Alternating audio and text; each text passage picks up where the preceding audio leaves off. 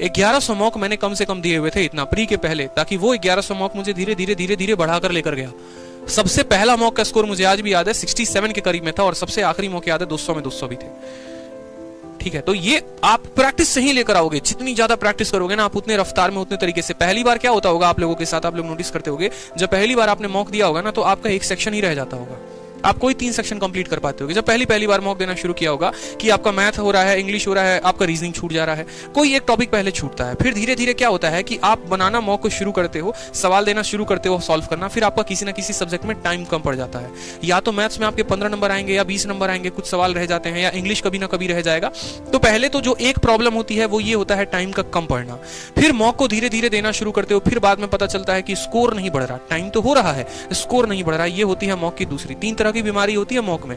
पहली बीमारी समय का कम पड़ना, दूसरी बीमारी मॉक में स्कोर नहीं आना, समय तो है लेकिन स्कोर नहीं बढ़ रहा है, और तीसरी बीमारी जो होती है, ठीक है सर समय भी है, स्कोर भी आ रहा है, लेकिन इसको और आगे बढ़ाएं तो बढ़ाए कैसे, 140 तो आ रहा है, 160 170 पे ले जाएं तो ले जाएं कैसे। ये मुख्यतः 3 तरह की बीमारी होती है मॉक टेस्ट को लेकर। तीनों बीमारी का अलग अलग इलाज है। अगर पहला क्वेश्चन जब हम बात करूं यहाँ पर कि पहली जो कैटेगरी हो गई, जिनको ये लगता है कि भैया हम मॉक दे रहे हैं, ठीक है, हमारा सवाल छूट रहा है, उसका इलाज ये है कि आप अभी कंसेप्ट में बहुत कच्चे हैं, ठीक है, आपको और ज्यादा मॉक लगाने की जरूरत है, और आप जब मॉक लगाएंगे उसके पहले आपको और प्रैक्टिस करने की जरूरत है। जब आप डेली के 50 सवाल मैथ्स के लगाएंगे ना, जब आप एक बार बैठेंगे, किरण को पूरा परसेंटेज एक बार में रौंद देंगे, तो उसके बाद जब वो मॉक में सवाल आएगा ना, तो आप उस सवाल में 3 मिनट नहीं लेंगे बनाने के लिए, आप 10 सेकंड 20 सेकंड 1 मिनट में खत्म करेंगे। इससे क्या होगा, हर सेकंड पे आपका सवाल बचता चला जाएगा, हर सवाल पे आपका टाइम बचता चला जाएगा, और वो आपको सफिशिएंट टाइम दे देगा, तो पूरा पेपर आप सही समय पर अटेम्प्ट कर पाएंगे। अब रीजनिंग में आपको पता ही नहीं है फिगर को काउंट कैसे करते हैं, 1 मिनट के सवाल को 4 मिनट लगा दे रहे हैं। तो जब रीजनिंग में आप 4 मिनट लगा रहे हैं अगर एक सवाल में, तो वो आपका कहीं ना कहीं आगे चल के मैथ में भी ज्यादा समय बर्बाद करवाएगा और इंग्लिश में भी करवाएगा, और आपका जो है ओवरऑल टाइम कम पड़ जाएगा।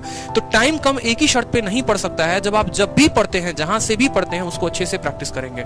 ये हो गया पहला प्रॉब्लम का सॉल्यूशन। दूसरा प्रॉब्लम का सॉल्यूशन, सर पढ़ा भी है मॉक में जो है तब भी स्कोर नहीं आ रहे, तो माय डियर उस केस में जरूरत है आपको रिवाइज करने की। आप जितना ज्यादा रिवाइज करेंगे उतना ज्यादा बेहतर होगा। हो सकता है आपको भी पूरे झरने कितने हैं भारत में वो याद नहीं है, आपको जो है कितने दर्रे हैं वो याद नहीं है, आपको रीजनिंग में बहुत ऐसे कंसेप्ट है जो नहीं आते हैं, मैथ्स के बहुत ऐसे क्वेश्चंस हैं जहां पर आप अटक जा रहे हैं, तो उस केस में आपको रिवीजन की जरूरत है। आपको पिरामिड का total surface area, curve surface area आपको नहीं पता, ठीक है, तो हर चीजों को एक वक्त आता है जहां पर रिवीजन मांगता है। जैसे गाड़ी है, सर्विसिंग चाहिए उसको, उसी तरीके से आपका ये मॉक भी है, ये भी एक तरीके का सर्विस मांगता है, रिवीजन मांगता है।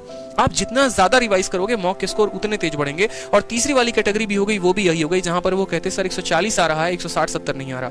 उस केस में मेरे भाई आप ये तो समझ लो कि आपका सिलेबस कंप्लीट है, औरों को जो लगेगा 70% कवर करने में, आप 70% कवर करके बैठे हो, आपको जो मेहनत करना है वो 30% में। थर्ड कैटेगरी वाले स्टूडेंट ये काम करें। कौन से कैटेगरी वाले? जिनका नंबर जो है वो आ तो रहा है लेकिन बढ़ नहीं रहा।